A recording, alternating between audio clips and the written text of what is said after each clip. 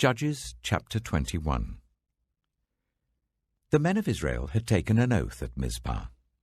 Not one of us will give his daughter in marriage to a Benjaminite. The people went to Bethel, where they sat before God until evening, raising their voices and weeping bitterly.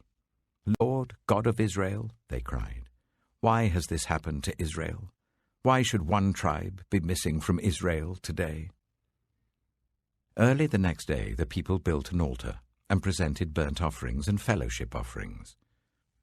Then the Israelites asked, who from all the tribes of Israel has failed to assemble before the Lord?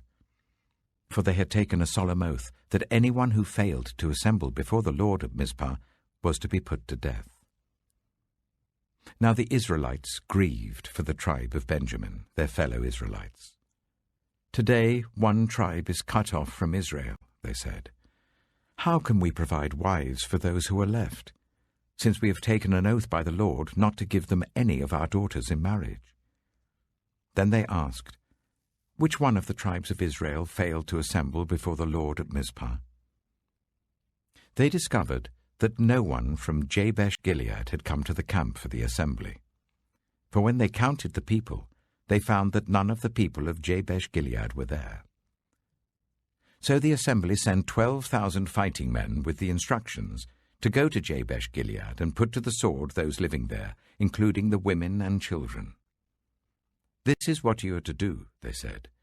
Kill every male and every woman who is not a virgin.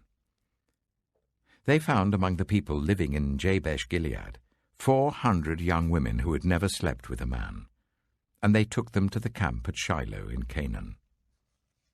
Then the whole assembly sent an offer of peace to the Benjaminites at the rock of Rimmon.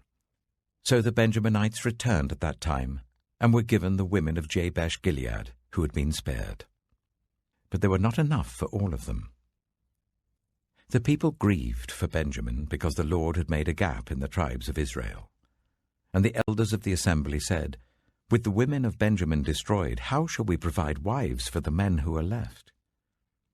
The Benjaminite survivors must have heirs, they said, so that a tribe of Israel will not be wiped out.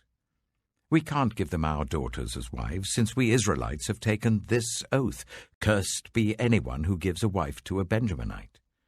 But look, there is the annual festival of the Lord in Shiloh, which lies north of Bethel, east of the road that goes from Bethel to Shechem and south of Lebonah.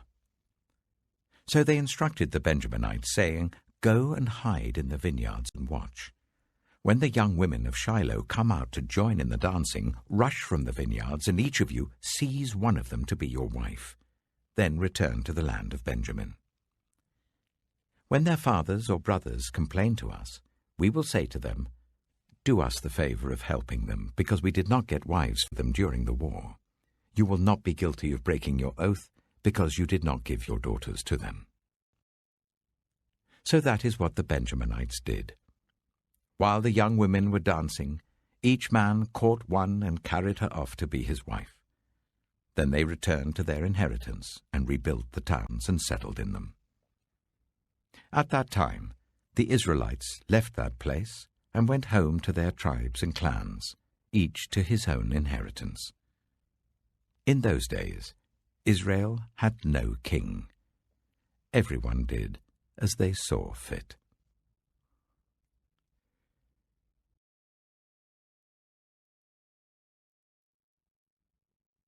The Book of Ruth. Ruth, chapter 1. In the days when the judges ruled, there was a famine in the land.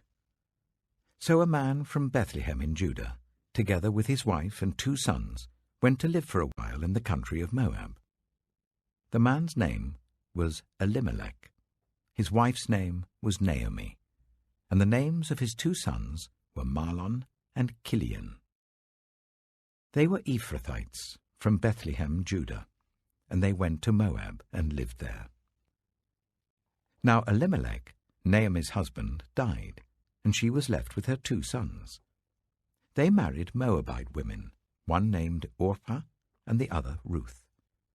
After they lived there about 10 years, both Mahlon and Chilion also died, and Naomi was left without her 2 sons and her husband.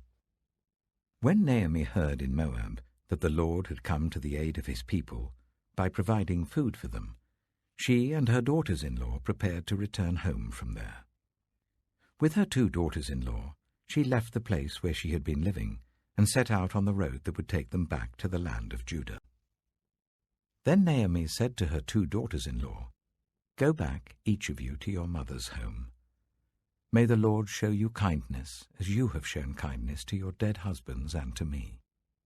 May the Lord grant that each of you will find rest in the home of another husband."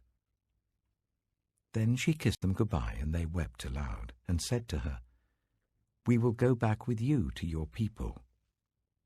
But Naomi said, "Return home, my daughters. Why would you come with me? Am I going to have any more sons who could become your husbands? Return home, my daughters. I am too old to have another husband. Even if I thought there was still hope for me, even if I had a husband tonight and then gave birth to sons, would you wait until they grew up? Would you remain unmarried for them? No, my daughters. It is more bitter for me than for you, because the Lord's hand has turned against me." At this they wept aloud again. Then Orpah kissed her mother-in-law goodbye, but Ruth clung to her. "Look," said Naomi, "your sister-in-law is going back to her people and her gods. Go back with her." But Ruth replied, "Don't urge me to leave you or to turn back from you. Where you go, I will go, and where you stay, I will stay. Your people will be my people, and your God, my God. Where you die, I will die, and there I will be buried. May the Lord deal with me, be it ever so severely, if even death separates you and me." When Naomi realized that Ruth was determined to go with her, she stopped urging her. So the 2 women went on until they came to Bethlehem. When they arrived at Bethlehem, the whole town was stirred because of them, and the women exclaimed, "Can this be Naomi?" "Don't call me Naomi," she told them. "Call me Mara, because the Almighty has made my life very bitter. I went away full, but the Lord has brought me back empty. Why call me Naomi? The Lord has afflicted me. The Almighty has brought misfortune upon me." So Naomi returned from Moab, accompanied by Ruth the Moabite, her daughter-in-law, arriving in Bethlehem as the barley harvest was beginning. Ruth chapter 2. Now Naomi had a relative on her husband's side, a man of standing from the clan of Elimelech, whose name was Boaz. And Ruth the Moabite said to Naomi, "Let me go to the fields and pick up the leftover grain behind anyone in whose eyes I find favor." Naomi said to her, "Go ahead, my daughter." So she went out, entered a field, and began to glean behind the harvesters. As it turned out, she was working in a field belonging to Boaz, who was from the clan of Elimelech. Just then Boaz arrived from Bethlehem and greeted the harvesters. "The Lord be with you." "The Lord bless you," they answered. Boaz asked the overseer of his harvesters, "Who does that young woman belong to?" The overseer replied, "She is the Moabite who came back from Moab with Naomi. She said, 'Please let me glean and gather among the sheaves behind the harvesters.' She came into the field and has remained here from morning till now, except for a short rest in the shelter." So Boaz said to Ruth, "My daughter, listen to me. Don't go and glean in another field, and don't go away from here. Stay here with the women who work for me. Watch the field where the men are harvesting, and follow along after the women. I have told the men not to lay a hand on you, and whenever you are thirsty, go and get a drink from the water jars the men have filled." At this, she bowed down with her face to the ground. She asked him, "Why have I found such favor in your eyes, that you notice me, a foreigner?" Boaz replied, "I've been told all about what you have done for your mother-in-law since the death of your husband. How you left your father and mother and your homeland and came to live with a people you did not know before. May the Lord repay you for what you have done. May you be richly rewarded by the Lord, the God of Israel, under whose wings you have come to take refuge. May I continue to find favor in your eyes, my lord, she said. You have put me at ease by speaking kindly to your servant, though I do not have the standing of one of your servants.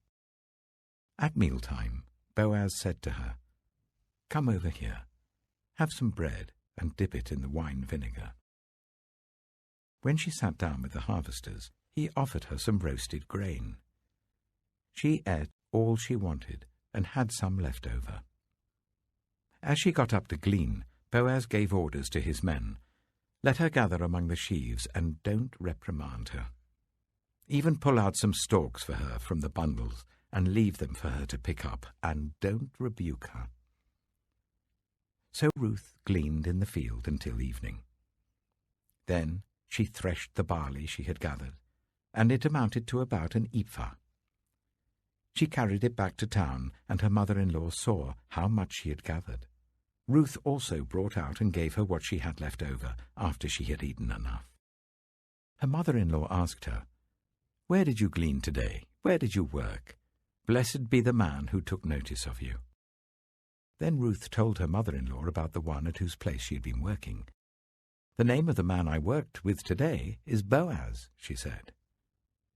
The Lord bless him, Naomi said to her daughter-in-law. He has not stopped showing his kindness to the living and the dead. She added, That man is our close relative. He is one of our guardian redeemers. Then Ruth the Moabite said, He even said to me, Stay with my workers until they finish harvesting all my grain. Naomi said to Ruth, her daughter-in-law, It will be good for you, my daughter, to go with the women who work for him, because in someone else's field you might be harmed.